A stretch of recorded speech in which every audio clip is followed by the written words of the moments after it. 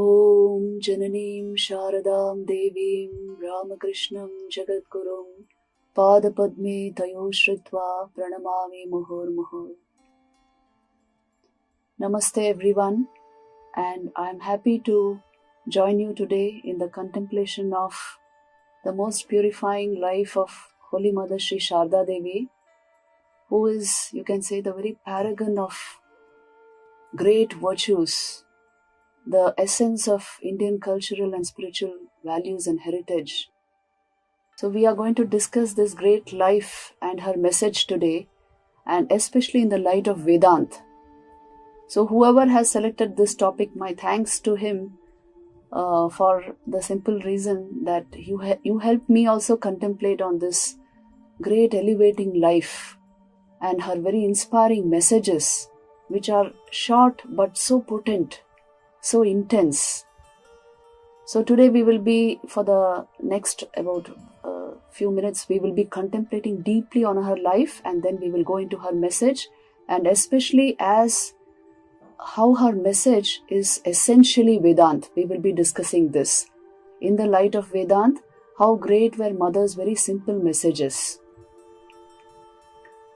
Holy Mother Sri Sarada Devi was very simple. She embodied this, there was this unique blend of divinity and universal motherhood in her. So she comes to us as like a goddess, that pure, full of virtues, full of compassion, kindness, and at the same time, she has godly virtues. She's divine, she's transcendental, and yet a mother. So we have a combination of this entire thing, a beautiful blend of the highest in humanity and the expression of pure divinity. So this we have in the image of the Holy Mother, and that is why she is an instant appeal to any human heart anywhere. I have seen this. Today even you are asking about Mother's life, about Mother's message. So this only shows to what extent we have internalized Mother. Millions of human beings in this world today literally worship her because she epitomizes the very best of human virtues, the very best of our spiritual heritage. This you will find in her life, through the very many incidents of her life. They are very simple. You know how simple Mother was? She was, you can say, deceptively simple. You do not understand her divinity apparently just like that, but just observe her life with a still mind, and you will see that every incident is a pointer towards great truth, a great Vedantic truth. And that is why Mother comes to us in very simple guise, for the simple reason that we can approach her. She is very approachable. We can approach her as simply as we approach our mother. So this is the uniqueness of Holy Mother Sri Sarada Devi's life. I read in a very beautiful article, it was given a description of Holy Mother, that there was no goddess who was so motherly, and there was no mother who was so godly. So this is a beautiful description of Holy Mother. Indeed, we have this picture in her, and that is why to even discuss about this great life, and in her case, the life is the message. To discuss about it, it has an ennobling effect on our psyche, on our heart. In all these divine personalities, let us remember, their life is their message. They don't stand at a podium and give separate messages, but their very life demonstrates the highest that a human being can manifest. It demonstrates the nature of divinity. It gives us that heartwarming experience of deep faith in humanity, because they are expressing a great truth, a great virtue through a human form. So even if you look at Mother's life, Mother's physical form, you will see this, the feel of purity and stillness in her eyes, and the sense of universal motherhood that she radiated. Even from a very young age, Sri Sarada Devi could look upon every man, woman and child as her own child. So this shows the great mother mind, the universal motherhood of God. And she actually came to embody that. Sri Ramakrishna, Swami Vivekananda, all of them recognized her divinity. And that is why, in what words have they described it? Sri Ramakrishna used to say, Holy Mother Sri Sarada Devi, she is Saraswati herself. Saraswati, who has come in this form to give knowledge to humankind. And Swami Vivekananda used to say that without mother power, there is no regeneration for the world. He used to say, without Shakti, there is no regeneration for this world.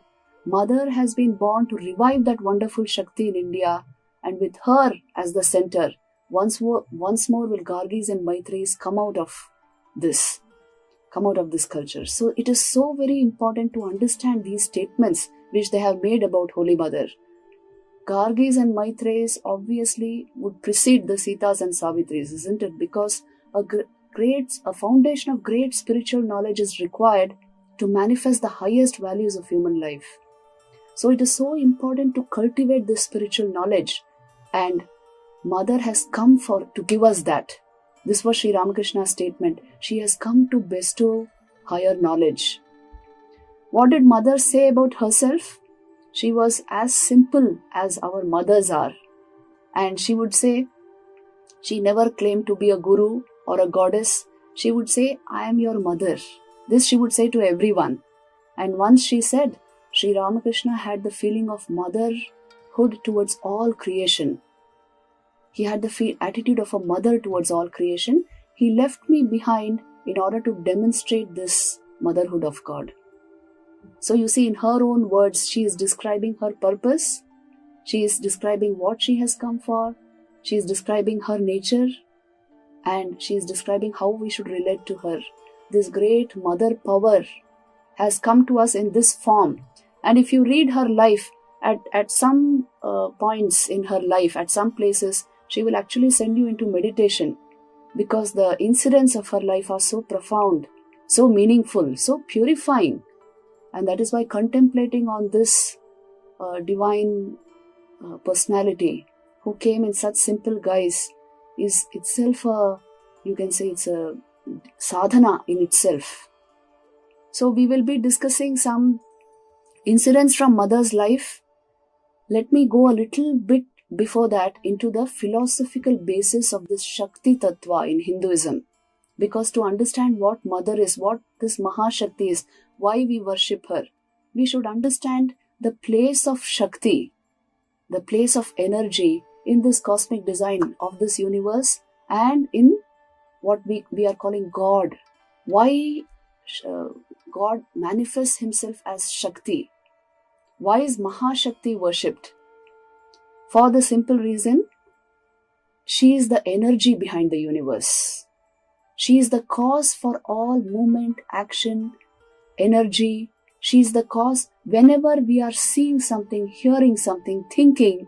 As long as we are bound to this senses, this mind, trapped in this body, it is only Mother that we can relate to. For the simple reason that she is the energy behind all of these functions. Without Shakti, Brahman cannot function. Pure consciousness comes into manifestation as life through the power of Shakti. And this is the importance of Shakti, the divine energy of this universe.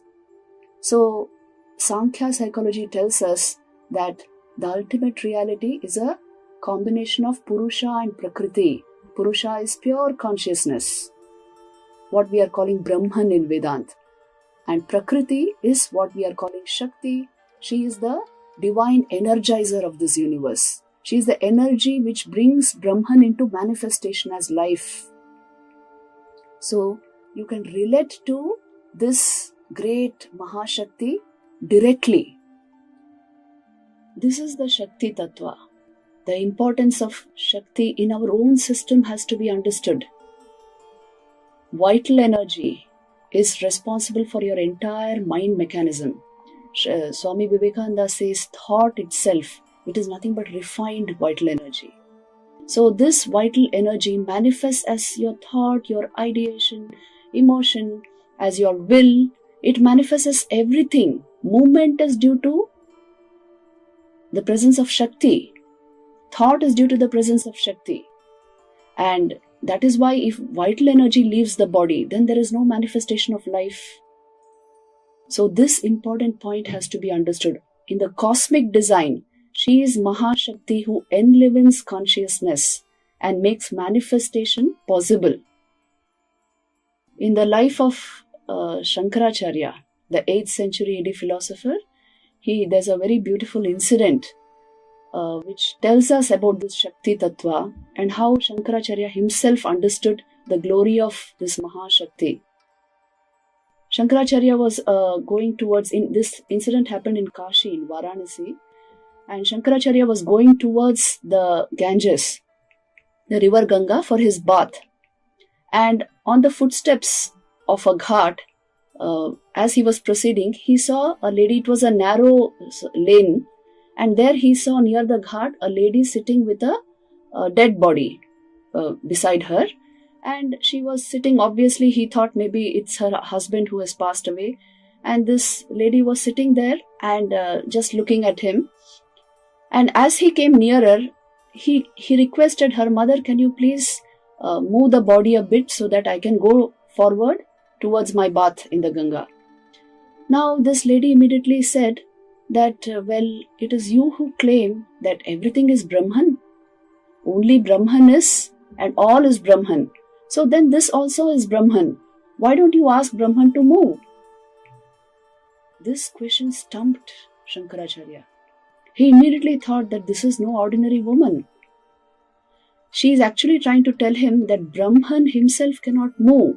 It is only when Brahman is conjoined with Shakti, with vital energy, he becomes capable of life. Now vital energy has left. So although Brahman is there, he cannot manifest as life. So you see what a profound truth she is leading him towards. And then Shankaracharya understood this Shakti Tattva, the need for vital energy, Shakti, to manifest consciousness as life. Shiva becomes his entire manifestation, his creation, through the power of Shakti. All doing, thinking, feeling, willing, everything is due to the power of Shakti. And without Shakti, Shiva cannot move. Brahman is not capable of manifestation. So when he grasped this tattva, he immediately bowed down to that woman, who was none other than Shakti herself, who had come to teach him in that form. So this is the great Shakti tattva of Hinduism, the importance given to this divine cosmic energy, who is responsible for energizing everything. All divine personalities who have come from this culture, that is why they have been Shakti worshippers. They have understood the importance of this Shakti. Look at the life of Sri Ram. Any important incident in his life, he first worshipped Shakti. Even before the death of Ravan, he worships Mother Shakti so that he gets the power to defeat the demon king. Sri Ramakrishna was throughout his life a Shakti worshipper. And his entire life was dedicated to Mother Kali, as you know. So the importance given to Shakti is great in our culture. Holy Mother Sri Sarada Devi, we look upon her as that very Shakti who came in a very motherly form. And that is why she holds within herself immense power. Sri Ramakrishna used to tell Hriday, who was his nephew, he would tell him, "Well, if you hurt this," which means himself, "you will still get forgiven for that. But if you hurt the being who is in her, in Sri Sarada Devi, even Brahma, Vishnu, Maheshwar cannot forgive you. They cannot save you." So it shows that the importance he is giving to Shakti. And in mother's life, she comes to us in very simple motherly guise, but she holds this great power because, you see, she has the power to actually manifest Shakti, divinity in a most sattvic form. And there is no expression, even no too much expression in mother. Have you seen this holding great power but yet not expressing it? This must be such a great capacity. So this capacity you find in the life of Sri Sarada Devi. She holds great power within herself, but hardly there is an expression of that power. She was the person who accepted the puja of Sri Ramakrishna, isn't it, during the Shodashi puja? She was the person who accepted the fruit of his entire sadhana, his entire tapasya. So this is the great strength that mother holds within herself, but she appears before us just as a mother in very simple guise. And that is why, studying this life, we will actually see how mother's mind actually was merged in Brahman. It was riveted in the supreme truth, because she herself was Shakti. She was the manifester of that truth in this universe. So her mind dwelt in this. In the simple incidents of her life, you will see this again and again. Sri Sarada Devi's life shows this centeredness in Brahman. Her mind was steeped in God consciousness. There are so many incidents of her life which actually show this. And that is why even her central message is connected to this. She would say, learn to make the whole world your own. Nobody is a stranger. The world is yours. Everything is a manifestation of that Brahman only. At another place she says, he who is within me is verily within you. By doing sadhana, you understand this, that he who is within oneself is verily the one who is in all beings. So you see, these are all words which have come from that experience of oneness, of one unitary consciousness in this entire world of manifestation. There is one consciousness shining in different names and different forms. You see, when you see around you, you see only a world of manifestation, of multiplicity. But there is one underlying current of unity, underlying this entire world of difference. And that is consciousness. One who touches this consciousness sees from within, as it were, sees the heart of things, as it were. And that is why you find such expressions. These are verily like words of the Upanishads. In the Kathopanishad, there is this beautiful mantra which says, Agnir yathaiko bhuvanam pravishto rupam rupam pratirupo babhuva ekas tatha sarva bhutantaratma rupam rupam pratirupo bahischa. Which means, just like fire. Fire is the same no matter what the structure of the flame, isn't it? Flames can be very different, but it's nothing but fire. So also there is only one consciousness which appears to be different or modified according to the subtle bodies, according to the causal and subtle bodies of different beings. So it appears to be different, but it is the same fire. It is the same consciousness that is manifesting through all these names and forms. This is actually the recurring theme of the Upanishads. They are trying to show us the actual unity of all existence. Where does unity lie? It lies here in the perception of this unitary consciousness. Nityo anityanam chetanas chetananam eko bahunam.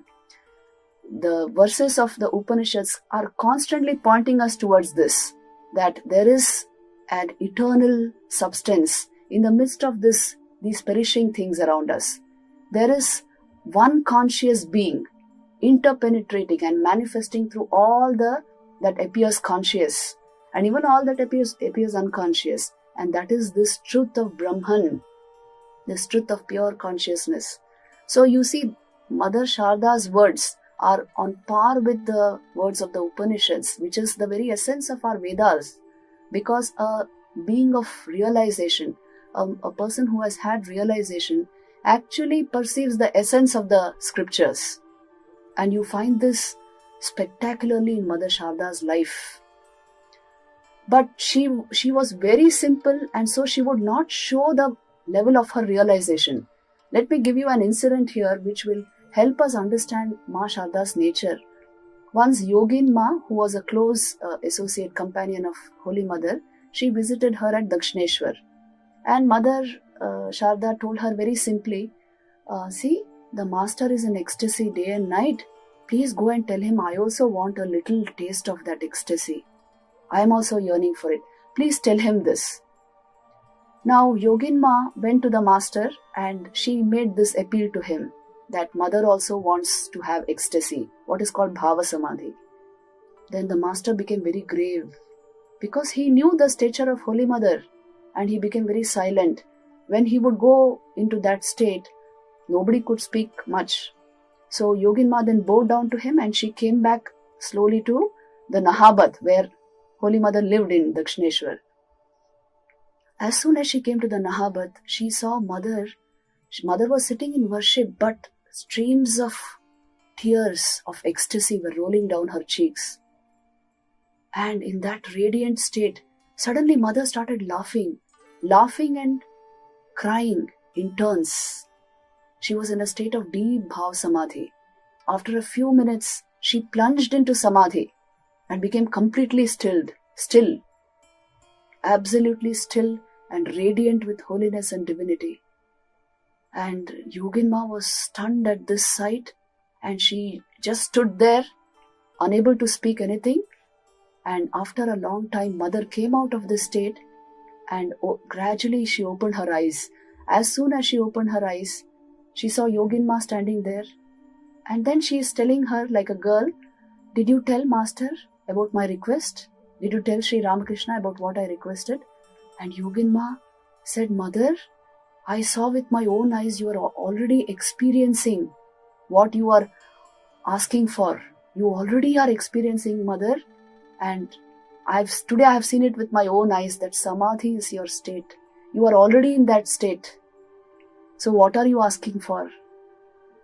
So then she has written this in her reminiscences, Yogin Ma. Because Yogin Ma and Golap Ma, who were the constant companions of Holy Mother Sri Sarada Devi, they saw these incidents in her life. They knew her worth. They knew that she was divinity incarnate, manifest in this very simple motherly form. When Mother was living in Dakshineshwar in the Nahabat, she would go up. I like this portion of Mother's life very much because it appears to be like her sadhana period. But she's already imbued and soaked in divinity. She would go and sit for meditation very early in the morning at 3 o'clock. And at that time, once she heard somebody playing the flute, and it increased her longing for the consciousness of God, and she plunged into samadhi. She herself says this, that it increased my longing to such an extent that I experienced samadhi. Just somebody playing the flute near the Panchavati, in the Dakshineshwar temple garden. There are so many incidents like this. In Neelambar Babu's garden house, Mother actually experienced Nirvikalpa Samadhi. So all these incidents, in Sri Ramakrishna's case, it was so apparent and obvious, his states of his mind. But Mother hides them. She does not show them clearly. And she only shows her motherly form because she came with that purpose. And that is why her nature was like this, to hide her divinity and just show that she is the universal mother. It is due to this perception of unitary consciousness that Mother is able to say, "Ami satero ma, ami asatero ma." I am the mother of the virtuous and I am the mother of the wicked. See, this is no easy statement to make. She is the mother of all. A very wicked person, even his own mother may disown him, or his own mother will be hurt. But Mother is able to accept everyone, no matter how he or she is, as her own. And throughout her life, this is how she behaved. This is the individual attention she gave to every human being who came to her. To her Amjad, who was a petty thief, and the General Secretary of the Ramakrishna Order, Swami Sharadananda, were the same. In her eyes, they were the same. So this capacity comes only due to the perception of this unitary consciousness in all beings. The essential message of Vedanta is this: don't see the human being merely as body and mind, because he is not just body and mind. He is the spirit, the soul, the Atman, which is functioning through a body-mind complex. So when one realizes this divinity within oneself, one is able to see the same in others. And this was the clear perception of Ma Sharda towards everyone, and yet mixed with motherly love, motherly concern. So that is why we have this unique blend of the highest divinity and great motherliness in her. There is this beautiful incident which happened in Dakshineshwar. Mother would carry Sri Ramakrishna's plate of food to his room when it was time for his lunch. So when she would carry the plate of food, usually she would cook in the mornings, and then she would cover it and take it in great silence to his room. At one point, one lady came to her and she requested Mother, Mother, can I please take this food to the master? And Mother said yes and handed over the plate of food to her. Now that lady placed the food in front of Sri Ramakrishna and left the room. Then Mother came. Mother would sit and fan the master and make sure that his mind did not plunge into samadhi, because then he won't be able to eat. So she would do this while the master ate. So when Mother came and sat, Sri Ramakrishna immediately told her that, why did you send this food through her? Don't you know this lady does not lead a good life? How can I eat this food? Why did you send it through her? Then Mother said that I will make sure I bring the food next time, every time. But Master, if somebody calls me Mother, then I cannot hold myself. So if somebody addresses me as Mother, I will have to hand over the food to her. I will have to do what she says. So please forgive me for this, and you must remember that you are not my Lord alone. You belong to the whole world. Look at Mother's perception. Look at her words. You are not my Lord alone. You belong to the whole world. She is reminding him. And then without another word, Sri Ramakrishna started eating. He was very happy. At these beautiful expressions of Mother, Sri Ramakrishna rejoiced, because it showed that the purpose for which she came into this world, that was getting expressed. That was coming out of her naturally, spontaneously, in so many ways. There are very many such beautiful incidents in Mother's life. There is that incident of the betel leaves rolls which she would make. See, this is a common practice in Bengal, that they eat betel rolls after lunch. It helps in digestion and all that. So Mother would make these betel rolls for the master.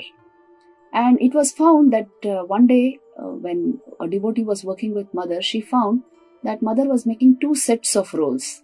One with the ordinary spices which they put in a betel roll, and the other one was being made with some special spice like cardamom added to it. And then this lady asked that, Mother, why are you making 2 kinds of rolls? And look at Mother's answer. She says, well, you know, this variety which is ordinarily made, this I am making for the master, and he eats this type of roll, and these special ingredients I am putting for the new devotees who come to this temple garden. Because you see, they are newly coming. It is I who have to make them my own. That is why I am putting these special ingredients into these rolls. And for the master are these ones, the ordinary ones, because he is already my own. Look at the beautiful expression of Mother. Whoever feels, you see, a young wife would naturally want to give the best to her husband. But look at Mother's perception. Mother's idea was that everybody has to be made my own. That is why I say she had the capacity from a very young age to look upon everybody in this world as her child, as her own. And that is what she created that is why the bond that we feel with Holy Mother. She was really the universal mother of all beings. In so many incidents of her life, you will find this is the dominant expression of her life. She would put everything aside to assert her motherhood. There is one incident which is really startling. One lady would come to the master, and she had a strange attitude towards the master, which was that of madhur bhav. So one day she came and behaved in some particular way which Sri Ramakrishna did not like, and he scolded her. He scolded her and he asked her to go away. Now this lady was weeping and wailing, and Mother says, well, why did she go to him? She should have come to me. I am there for my poor child. You bring her here. And when that lady was brought to Mother, Mother is telling her, if he is annoyed at your presence, don't worry, you come to me. I am there for you. You come into my company. Look at mother's expressions. Her divine motherhood dominated over everything else. That is why the normal dualities and dual understanding of the human mind, these polarities of our mind, good, bad, right, wrong, small, big, weak, strong, all this did not exist. One bond of love engulfed everything, and that is why her actual perception of human beings was like that, making everybody her own. All types of people used to come to her in Dakshineshwar as well as later on in Jairambati when she lived there. And she had this capacity to make everyone feel at home and feel like they have come into the lap of their mother. So what an enormous capacity is this in today's materialistic modern world. You see what an enormous, huge message she has to give, that a personality like this existed. A personality like this could love in this manner. This itself is so ennobling, so purifying for us to know. And that is why she inspires the greatest devotion in us. Let me tell you another beautiful incident which happened in Jairambati. There was this young boy called Jnana who used to come to mother. He had met mother at Udbodhan and he wanted to come to Jairambati. So when mother went to Jairambati, he came there. So he was a boy from East Bengal, very devoted but obstinate by nature. And this boy, when he came to meet mother in Jairambati, one day she asked him, "Do you go to bathe in the Amodar river in the morning?" So there is that river Amodar where mother also used to go. And mother asked him, "Do you go there to bathe?" And he said, "Yes, mother, I go there." Then she said, "Well, tomorrow when you go there, take this basket and get me yellow flowers which are blooming on the banks of that river." There was a huge tree with bright yellow flowers. So pluck as many flowers as you can and put them into this basket and bring it for my worship. Then Jnana was very happy. He was a young boy. So the next day when he went to the river, he climbed the tree and plucked a basket full of flowers and he brought it to mother. And when he came to mother's home, mother was sitting in worship in the worship room. And so she signaled to him to place the basket there and she signaled to him to sit down there. So Jnana sat quietly watching mother worship. And mother finished the worship of Sri Ramakrishna and then she signaled to him to come closer and then she whispered a mantra into his ears. She initiated him. So this blessed boy who did not even know and had not asked for initiation, he received the initiation mantra and then mother told him, "My boy, now you bow down to Sri Ramakrishna." The boy immediately said, "But mother, you are my guru, I will bow down to you." And then mother said, "No, bow down to Sri Ramakrishna, he is the guru of gurus, I am your mother." Then this boy was obstinate by nature, so he said, "But you initiated me, you are my guru, I should bow down to you. As for my mother is at home." So actually then mother became stern and cut him short and said, "You're saying your mother is at home? Please look at me. I am that mother. Look at me, I am that mother." And to his great surprise, Jnana actually saw his biological mother sitting there. And he was totally taken by shock. And then he did not know what to do. And after some time again he saw Holy Mother sitting there. So then he writes in his reminiscences, "That day I understood that she is the true mother of every being. She is not only my mother in this birth, she has been my mother in every birth and she will always be my mother, and this is so for all creatures on this earth. She is the universal mother who comes as our biological mother to give us that particular bhav. She is that concentrated form of motherhood." And Jnana was as it were inundated with bliss and peace and joy at this knowledge which he received directly from mother. You know, there is a very beautiful song which describes Holy Mother as Nikhila Matru Hridaya Sagara Manthana Sudhamurati, which means if you churn the hearts of all the mothers in this universe, the pure nectar of love which you will get. She is the embodied form of that nectar. She radiated the supreme motherhood of God in all its aspects. And that is why this life, the life of Holy Mother Sri Sarada Devi, is supremely purifying to contemplate upon. Even to think of it is uplifting, that such a being existed on this earth. About Gandhi, Einstein had once said that the future generations will refuse to believe that a man called Gandhi existed. What to speak of Holy Mother Sri Sarada Devi, that such divinity and purity are a possibility. And in the human system, in a human being, this is really, that is why the divine incarnation comes, to give us this conviction, this faith, to arouse devotion in our heart, and to know that the greatest human values are a perfect possibility in the human life. They are not utopian ideals. They can be expressed. With the awakening of divinity comes all virtue, comes all, you can say, ennobling power into the human life. All nobility comes by itself. So Mother Sharda's life gives us this immense hope. She's actually a beacon of hope and light for all of us, and a perennial inspiration towards the greatest values of life.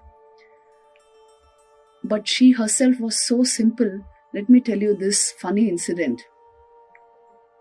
Mother Sharda was, once when she was in the Udbodhan house, she asked one brahmachari whether he was frightened of ghosts. And he said, how can we be frightened of ghosts? We are the children of the Divine Mother, which means she herself. And then Mother said, but I am frightened of ghosts. She said, they make my stomach shrivel. And he laughed and said, oh, you are frightened of your own creation. Actually, he was also referring to her relatives, who were the people around her. Sometimes were very bothersome and very irritating, but Mother tolerated and accepted everyone with love. So he was referring to them, and Mother said, yes, they make my stomach shrivel. So like this very simple Mother was. All her expressions are simple and motherly, but within herself there is the complete light of divinity, of pure consciousness, Brahman, shining in full force. You can see this so clearly by some of her statements. Once when she was in Kashi, one Swami Arupananji Maharaj, he told her, Mother, I do not want nirvana. I do not want mukti, that means. Why? Because then I will not have you. I always want this relationship of mother and son with you. So I don't want nirvana. And Mother suddenly said, my foolish boy, you do not know the nature of God is nirvana. Which means my real nature is nirvana. See, it's an outpouring of a tremendous spiritual truth, that the incarnation is established in Brahman, in God consciousness. That is why he is the incarnation. And he has this human aspects of him, but the divinity shines forth throughout his life, in every aspect of his life. So this we find in the life of Holy Mother Sri Sarada Devi. Once when Mother was a little later in her life, when she used to suffer from rheumatic pain, a maid used to come and massage her feet with medicated oil. So that maid's name was Kamini.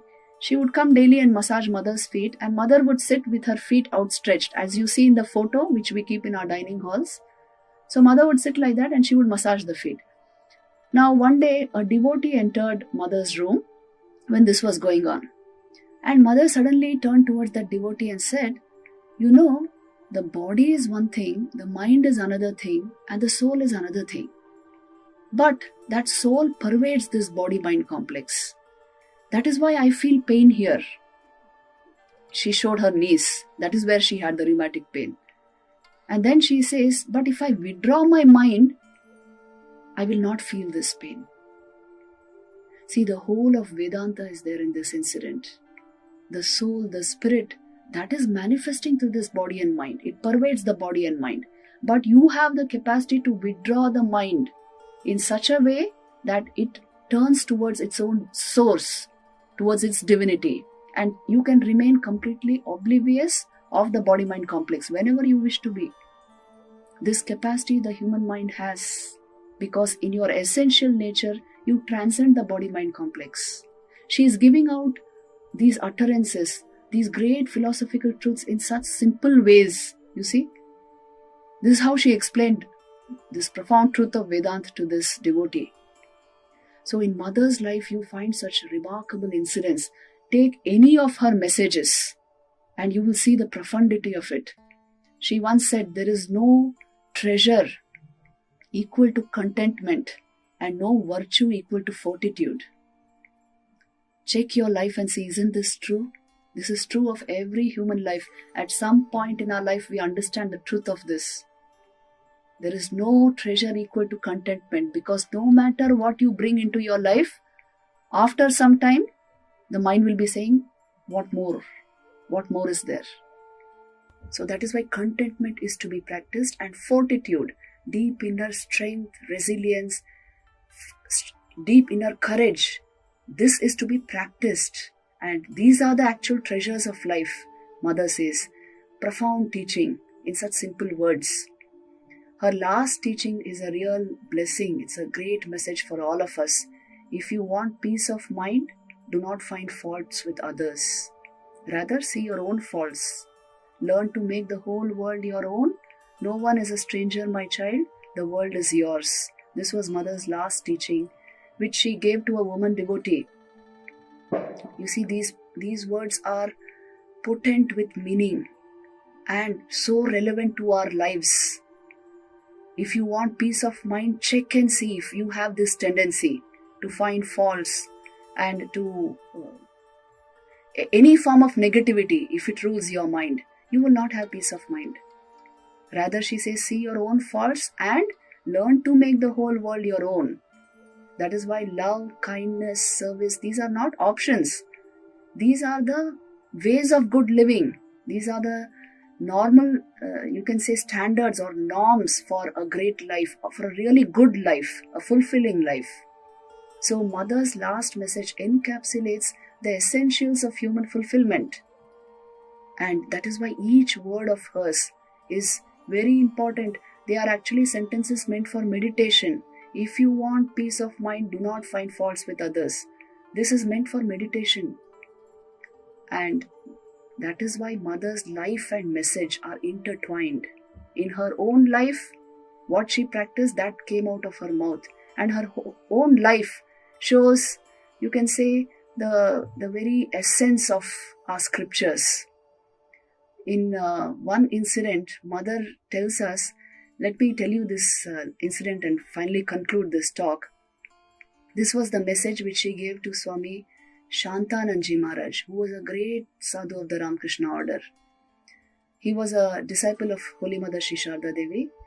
So once she told him, look, my son, if there is any crisis in your life, do one thing.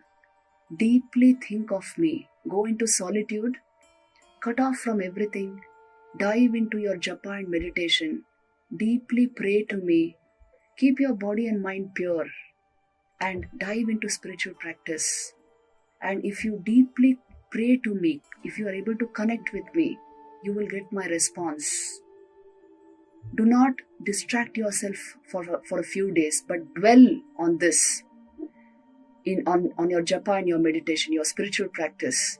And still if you do not get my response, please see that your mind has not risen to the level from where you can hear my command, because I will definitely respond. One who prays to me wholeheartedly will definitely receive my response. You must lift your mind to that level. Now this teaching of Mother, it is something which all of us need, which all of us can practice in our lives. Whether there is any crisis or not, if you lift your mind to Mother, that itself will answer all your queries, will bring deep peace within you. All that the human life can offer, the fulfillment which human life can offer, you can bring into your system, you can bring into your experience if you can connect like in this way with this divine personality. This is Mother's great you can say hope, message of hope for all of us. She was a beacon of hope, inspiration and light. And with this message, I would like to conclude today's talk. Let us pray to Holy Mother Sri Sarada Devi that these beautiful incidents of her life and her inspiring messages come live in our own lives, and we are able to tread her path, follow in her footsteps towards the supreme ideal of life. Om Shanti Shanti Shanti. Jai Ma.